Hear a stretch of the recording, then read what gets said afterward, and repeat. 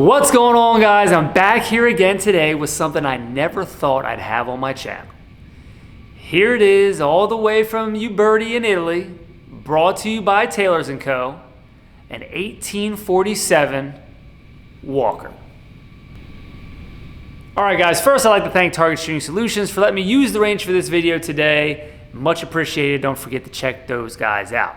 Now, let's talk a little bit about the 1847 Walker in all of its glory.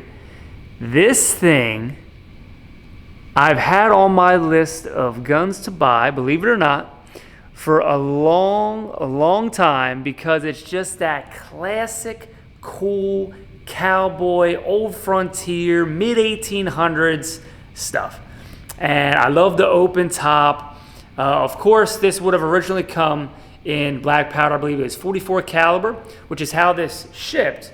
But obviously with modern technology, and what Taylors & Company does is offer a modern centerfire cartridge cylinder as a separate purchase. So this is now chambered in 45 Colt. So that's what we're going to be shooting here today, in 45 Colt, because I don't want to mess with black powder.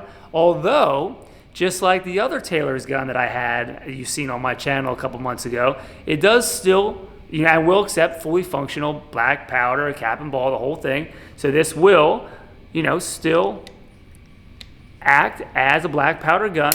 And I just like the functionality of that. I think it's cool. I think even though I can't use that for anything because I'm not loading black powder, it's still just a cool feature, and I'm glad it retains all of those old school mechanisms, even though I am firing center fire at this point. Something else to note on the black powder firearms from Taylor is that if you buy one from them and decide that you don't want to use black powder, or just still want a center fire cylinder just to shoot sometimes if you're into black powder, if you buy them both together, they'll fit it for you to the firearm itself. So it's not like you're going to buy it at a separate time and then maybe have to send it out somewhere else or to wherever to make sure it's fit and timed correctly. So that's a perk for sure of going with Taylor and kind of getting it at the same time, because then now this is set up and ready to go. I don't have to send it off somewhere else. The other upside to a black powder firearm is whether you buy it from a dealer or directly from Taylor. You can buy directly from Taylor, and a black powder gun can ship directly to you. Since it's so old and black powder is not considered by the ATF as a firearm, you don't need to do any of the 4473 paperwork. So this can ship directly to your home. It just can't ship to you with a centerfire cylinder installed. The only caveat to that. One more point about this gun is that, of course, you're saying, "See, Steve, this thing is huge. How big is it?" Well, this is a 9-inch barrel. So this is almost as big as my 4570 revolver from a BFR, and it has some weight to it. So even though it's 45 Colt and it's not going to be that big of a kick, the weight and overall size of this thing will really make this seem that it's a cap gun. I would imagine it's probably going to have next to no recoil.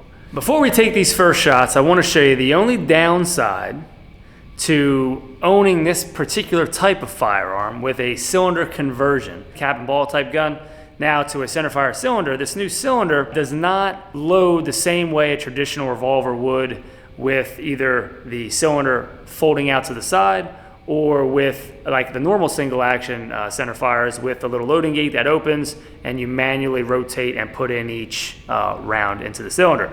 This comes with a cylinder that has a cap on the back with the firing pins exposed for each cylinder. So the cylinder has to be removed every time you want to load it. Similar to like one of those really tiny like NAA 22s, you got to remove the cylinder, put the ammo in, put the cap back on, and then reinstall it into the gun. So let's do that. Let's take some shots. I got a target set up about 7 yards away. These barrels are rifled, if you were wondering. So this is a rifle barrel, so accuracy should be pretty good. See how it goes. 6 shots loaded up. Let's see. That's like no recoil.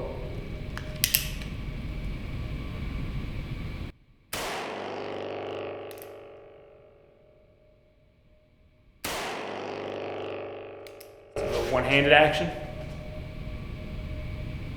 A little high.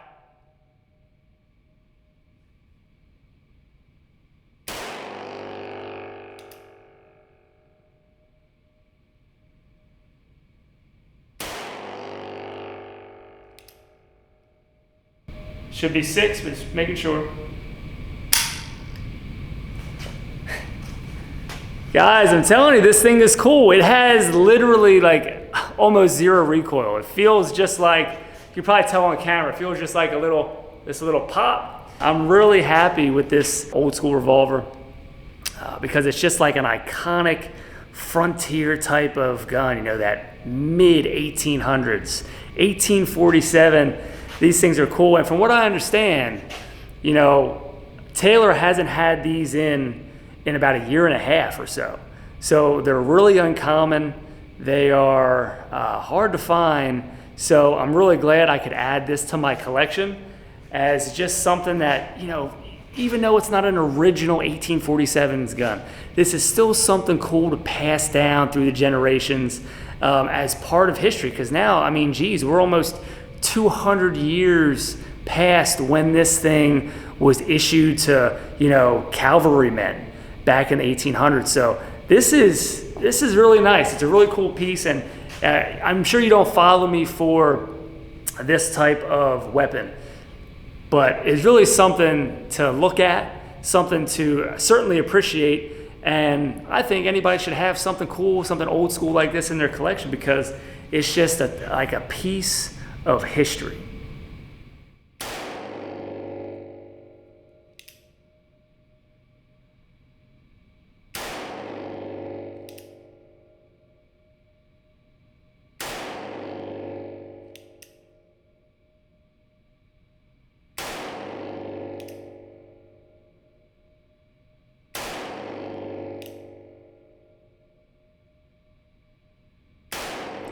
One-handed fire, like that traditional old school dual type, hand behind the back, arm extended out. This thing, it's not a light gun. I found myself in those last couple rounds, like 5 and 6, getting a little shaky out here. I was like going to try to pull the hammer back, and this is a big hammer too, guys. This is not a small hammer. So when you pull it back, it's not like an easy tuned, like easy click. It's like you really got to put your thumb on there and really yank that thing all the way back. That's half cock. And really get that thing yanked all the way back. So it's a long travel. It's a long throw. So it's not as easy to just like reach your thumb up there and grab it. I don't have a really large hand, so got to break grip sometimes to kind of get to it. And it's heavy. So, you know, but shooting this thing, guys, it is so much fun. All right, guys, I'm gonna back this thing all the way up. I'm gonna be about 15 yards. See how we do.